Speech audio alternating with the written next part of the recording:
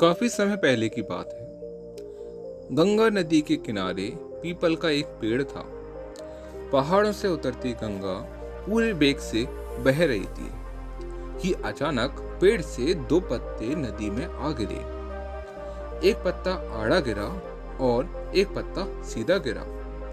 जो पत्ता आड़ा गिरा था वह अड़ गया और नदी से कहने लगा, आज चाहे जो हो जाए मैं इस नदी को रोक कर ही रहूंगा।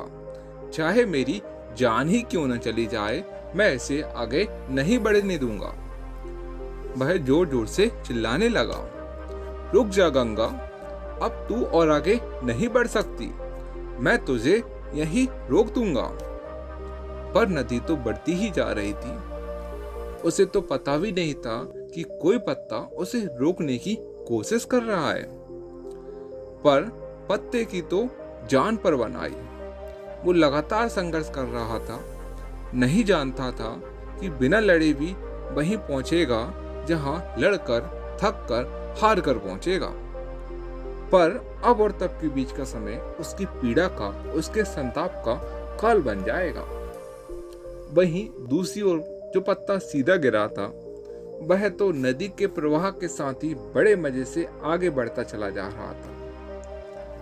चल गंगा, आज मैं तुझे तेरे गंतव्य तक पहुंचाकर ही दम लूंगा, चाहे जो हो जाए। मैं तेरे मार्ग में कोई अवरोध नहीं आने दूंगा, तुझे सागर तक पहुंचाकर ही दम लूंगा। नदी को इस पत्ते का भी कुछ पता नहीं था। वह तो अपने ही धुन में सागर की ओर बढ़ती जा रही थी। पर पत्ता आनंदित था। वह तो समझ रहा था कि वह नदी को अपने साथ बहा के ले जा रहा है।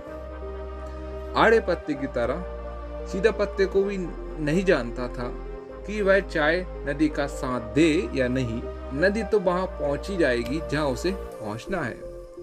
पर अब और तब के बीच का समय उसके सुख का, उसके आनंद का काल बन गया। जो पत्ता नदी से लड़ रहा था, उसे रोक रहा था, उसकी जीत का कोई उपाय संभव नहीं है। और जो पत्ता नदी को बहा के ले जा रहा था, उसकी हार का कोई उपाय संभव नहीं है। उसो कहते हैं कि मनुष्य ब्रह्मा के इच्छा के अतिरिक्त कुछ कभी कर नहीं पाता है, लेकिन लड़ सकता है।